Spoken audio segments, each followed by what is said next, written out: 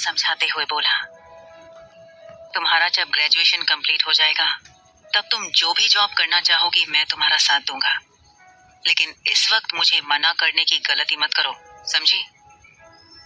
इस बार अश्वथ पहले की तरह नहीं कह रहा था, वो सख्ती से पेश आ रहा था। टिया कुछ नहीं बोल पाई, पर वो मन में दूसरा पार्ट टाइम जॉब खोजने का मन बना रही थी। टिया भी कम नहीं थी, वो बहुत जिद्दी थी और बात यहाँ उसकी पार्ट टाइम जॉब की थी। वो किसी पर भी डिपेंड रहना पसंद नहीं करती थी। अश्वथ भी अच्छे से जानता था कि टिया उज्जवल आनंद की बेटी है और उसकी जिद छुड़ाना इतना आसान नहीं है। भले ही वो किसी से फाइट नहीं कर सकती, अपने लिए लड़ नहीं सकती, लेकिन उसकी ये बात तो नहीं मानने वाली। अश्वथ ने वो कैफे खरीद लिया था और उसे बहुत जल्द ही पूरी तरह से बदल दिया था। अब वहां पर कोई भी ऐरा गैरा इंसान नहीं जा सकता था। अगर वहां बदमाश लोगों को भी जाना है तो रूल्स फॉलो करने होंगे। टिया अपने गाल फुलाकर बैठी थी। अश्वथ की गोद में तो वो बिल्कुल एक बच्ची लग रही थी। अगर कोई और देखता तो कसम से यही समझता कि वो अश्वथ की बेटी है, पर ये बात कुछ और थी। वो उसका हस्बैंड था। ये बात अलग थी कि अश्वथ सिर्फ 33 साल का था और कोई उसे देखकर ये नहीं कह सकता था कि वो 33 साल का है। वो यही कहीं 28-29 का ही लगता था। ये बात अलग थी कि टिया उससे 11 साल छोटी थी, पर उनकी जोड़ी कमाल की थी। डेविल हस्बैंड और cute little innocent wife. Ashwath ने उसका चेहरा अपनी तरफ घुमाया और उसके आंसू पोंछकर बोला, रोना बंद करो। तुम जब रोती हो ना तो मुझे इरिटेशन होती है। क्या तुम्हें नहीं पता, मुझे ऐसे लोग बिल्कुल पसंद नहीं। तो टिया ने जल्दी से हाँ में सिर हिलाया और अपना चेहरा ठीक करने लगी। पर वो अश्वथ से बहुत नाराज थी। वो उसे अच्छे से पीटना चाहती थी, पर वो उसे पीट नहीं सकती थी, इसलिए बस अपने ख्यालों में उसे जी भर कर पीट रही थी। अश्वथ की नजर टिया के गुलाबी होठों पर गई। पता नहीं क्यों, पर वो खुद को कंट्रोल नहीं कर पा रहा था। जब से उसने टिया को किस किया था, तब से उसका खुद पर कंट्रोल कम होता जा रहा था। और ऐसा सिर्फ टिया के सामने होता था, वरना उसने इतने सालों तक खुद को कंट्रोल करके रखा था और खुद को लड़कियों के चक्कर से भी बचा कर रखा था। वो लड़कियों से दूर रहता था। उसे वो लड़कियां बिल्कुल पसंद नहीं थी जो जानबूझकर उससे चिपकने की कोशिश करती थी। फॉर एग्जाम्पल चार्वी सहाय, वो उसे बिल्कुल पसंद नहीं करता था। वो लड़की सही नहीं थी और ना ही उसके इरादे। भले ही वो एक अमीर फैमिली से थी, पर उसका स्टेटस अश्वथ के सामने कुछ नहीं था। वो लड़की अपने सामने दूसरों को कुछ नहीं समझती थी। पता नहीं उसने कैसे अश्वथ के दादाजी का दिल जीत लिया था। अश्वथ के दादाजी उसे बहुत अच्छी लड़की समझते थे। उसे घर में कोई पसंद नहीं करता था सिवाय दादाजी के। वो चाहते थे कि अश्वथ उससे शादी कर ले। वो लड़की हमेशा अश्वथ के करीब आने की कोशिश करती थी, पर अश्वथ ने हमेशा उसे इग्नोर किया था। अगर अश्वथ गुस्से में कुछ बोल देता तो वो रोते रोते दादाजी के पास चली जाती और बढ़ा चढ़ाकर बताती, जिससे दादाजी अश्वथ को डांटते थे। लेकिन टिया उन लड़कियों से अलग थी और चार्वी सहाय से बिल्कुल अलग। टिया दूसरी लड़कियों की तरह अपने चेहरे पर मेकअप लगाकर नहीं घूमती थी। चार्वी जहां एक चालबाज लड़की थी, वही टिया सुलझी हुई लड़की थी। उसे जालसाजी करना नहीं आता था और थोड़ी बेवकूफ थी। उसे कोई भी बेवकूफ बना सकता था। लेकिन अब उसे प्रोटेक्ट करने के लिए उसका हस्बैंड था, जो उन सबको सजा देता जो उसकी लिटिल वाइफ को परेशान करते। इनफैक्ट उसने तो शुरू भी कर दिया था। टिया अपने ख्यालों में अश्वथ को पीटने में बिजी थी और अश्वथ खुद को कंट्रोल करने की कोशिश कर रहा था। उसका मन टिया को किस करने का कर रहा था। उसने गाड़ी में भी ये कोशिश की थी, लेकिन उसके क्लाइंट के कॉल आ जाने से ये मिस हो गया था। वो समझ नहीं पा रहा था कि उसके साथ क्या हो रहा है। वो मन में बोला, ऐसा तो मेरे साथ कभी नहीं हुआ। क्या आदित्य सही कह रहा था? और दोबारा टिया के खूबसूरत होठों को देखने लगा। इस बार वो खुद को रोक नहीं पाया और अपने लिप्स टिया के होठों पर रख दिए और उसे किस करने लगा। अश्वथ के ऐसा करने से टिया अचानक से अपने ख्यालों से बाहर आई। टिया के पूरे शरीर में एक सिहरन सी दौड़ गई। वो आंखें बड़ी बड़ी करके देख रही थी। अश्वथ ने उसे कसकर पकड़ लिया और किस करने लगा।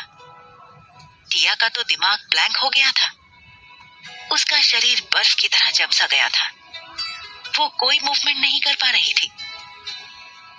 हमेशा की तरह इस बार भी उन्हें डिस्टर्ब करने के लिए बिना डोर को नॉक किए उनका बेशर्म भाई आदित्य घुस आया और जोर से बोला, भाई आप मेरे लिए क्या गिफ्ट लाए हो? उसने उन दोनों को नहीं देखा था। जब उसने देखा सामने क्या सीन चल रहा है तो वो आंखें फाड़ फाड़ कर देखने लगा। उसे यकीन नहीं हो रहा था। उसने अपनी आंखें 2 बार मलते हुए बोला, क्या सीन है, काश ये सच होता। पर मेरा भाई तो एक नंबर का अनरोमांटिक पर्सन है। कितना अच्छा सपना है। जब अश्वथ के कानों पर आवाज पड़ी, टिया भी ये सुनकर होश में आ गई। अश्वथ टिया से अलग होने के मूड में नहीं था, पर उसे अच्छे से पता था उसका भाई कितना बेशर्म है। वो धीरे से उससे अलग हुआ। अगर आदित्य नहीं आता तो पक्का अश्वथ बहुत आगे बढ़ जाता, पर उनको डिस्टर्ब करने के लिए वो प्रकट हो गया था। टिया ने आदित्य को देखा, जो बेशर्म की तरह खड़ा होकर आंखें बड़ी बड़ी करके उन्हें देख रहा था, या कहो घूर रहा था। टिया शर्म के मारे मर जाना चाहती थी। उसने अपनी नजरें और सिर झुका लिया और अश्वथ की गोद से उठकर भागते हुए बाहर निकल गई। अश्वथ ने अपनी आंखें गहरी करते हुए अपने भाई को देखा और बोला, तुम तो कह रहे थे कि तुम मुझे कभी भी डिस्टर्ब नहीं कर सकते जब मैं अपनी छोटी गिलहरी के साथ रहूं। तो आदित्य खुशी से होटिंग करते हुए बोला, इसका मतलब ये सपना नहीं था, ये सच था। मैं आपको अनरोमांटिक पर्सन समझ रहा था। वाओ। और ये बोलकर वो नाचने लगा। अश्वथ बोला, अब जोकरों जैसे नाचना बंद करो, मुझे हंसी नहीं आ रही है। तो आदित्य बोला, आपको कौन हंसाना चाहता है? मैं तो ये न्यूज पूरी फौज को देने वाला हूँ। पहली बार इतनी अच्छी न्यूज उनको सुनाने वाला हूँ। क्या सीन था। तो अश्वथ बोला, तुम कब से इतने बेशर्म हो गए? तो आदित्य बेशर्मी से हंसते हुए बोला, भाई इसमें बेशर्म होने वाली कौन सी बड़ी बात है। It's my genetics talent. You know what, मैं तो सरप्राइज रह गया। चलो इसी बहाने मुझे कोई गिफ्ट नहीं चाहिए। मैं तो खुश हूँ कि मेरी छोटी सी भाभी आपको रिझाने में कामयाब हो रही है। मतलब गुड न्यूज बहुत जल्द। और इमेजिन करने लगा और बोला, भाई अगर बेटी हुई तो वो बिल्कुल भाभी के ऊपर जाएगी, और बेटा हुआ तो जाहिर सी बात है आप पर ही जाएगा। मेरे इतने बड़े बड़े सपने, ओह मैं तो खुद के लिए भी ये सब नहीं देखता। काश ये सच हो जाए। और अपने गालों को अपने दोनों हाथों से ढककर शर्माने लगा। अश्वथ ने उसे एक पिलो उठाकर फेंक कर मारा और बोला, बकवास बंद करो, तुम तो बहुत आगे निकल रहे हो। तो आदित्य पिलो को पकड़कर किस करते हुए बोला, ओ भाई ये सब तो आपको सोचना चाहिए, पर कोई बात नहीं, हम सब है ना, डोंट वरी। तो अश्वथ उसके पास आया और उसके पैर पर जोर से लात मारी और बोला, क्या कहा? आदित्य अपना पैर पकड़कर दर्द से चिल्लाते हुए बोला, आप भाई नहीं कसाई हो, मैं तो आपकी लाइफ को सेटल करना चाहता हूँ और आप हो कि मुझे किक मार रहे हो।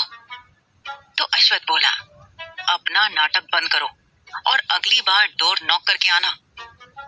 तो आदित्य बेशर्मी से हंसते हुए बोला, क्यों, अगली बार इससे भी ज्यादा अच्छा सीन देखने को मिल सकता है क्या? तो अश्वथ सोचने लगा, मम्मी ने क्या खाकर इसे पैदा किया है, इतना बेशरम। ओ गॉड सेव मी, क्या भाई मिला है। आदित्य अपनी तारीफ करते हुए बोला, आई न्यू इट, आप मेरी तारीफ करना चाहते हैं पर नहीं कर रहे हैं क्योंकि इससे आपकी इज्जत कम हो जाएगी। It's okay, I understand. मैं हूं ही इतना अच्छा कि हर कोई तारीफ करना चाहता है। और स्टाइल से अपने बालों पर हाथ फेरा। अश्वथ बोला, मैं ये सोच रहा हूँ कि मॉम ने तुम्हें क्या खाकर पैदा किया है जो तुम ऐसे हो। तो आदित्य बोला, मम्मी ने ऑफ कोर्स ढेर सारी स्ट्रॉबेरी खाई होगी, मीठा खाया होगा, तभी तो मैं पैदा हुआ हूँ। अब अश्वथ और कंट्रोल नहीं कर सकता था।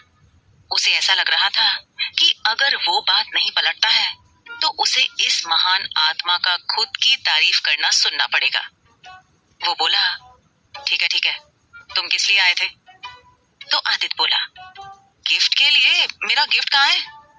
और रूम को देखा और कबर्ड में रखे ढेर सारे टेडी बियर्स को देखा और बोला, मेरी छोटी सी भाभी पर गुस्सा मत करना भाई, उनसे बड़ी रिक्वेस्ट करने के बाद ये भालू लिए हैं। आपको नहीं पता, ये भालू लेने में मुझे कोई इंटरेस्ट नहीं था। मैं तो ये देखकर लगभग खून की उल्टी करने वाला था कि इतने बड़े मॉल से हम सिर्फ ये भालू लेने गए थे। उनको सिर्फ ये भालू लेने थे, उन्होंने कुछ नहीं लिया और आधे टाइम एक रेस्टोरेंट में मोमोज खाकर आई। आपको नहीं पता, उनको मोमोज बहुत पसंद है। पता है, 2 प्लेट अकेले खा गई। तो अश्वथ बोला, तो तुम्हें इससे क्या? वो 2 प्लेट खाए या 4 प्लेट, क्या तुम ऐसा नहीं करते? तभी आदित्य बोला, मुझे नहीं लगा था भाई, वो इतनी दुबली पतली है तो मुझे लगा उनका पेट भी छोटा होगा। तो अश्वथ ने उसे घूर कर देखा और बोला, अब बस भी करो। तो आदित्य बोला, वैसे भाई ये मुझे पूछना तो नहीं चाहिए पर पूछ रहा हूँ, आपने शुरू किया था कि? तो बीच में ही अश्वथ एक और लात मारकर बोला, निकलो यहाँ से, गेट आउट।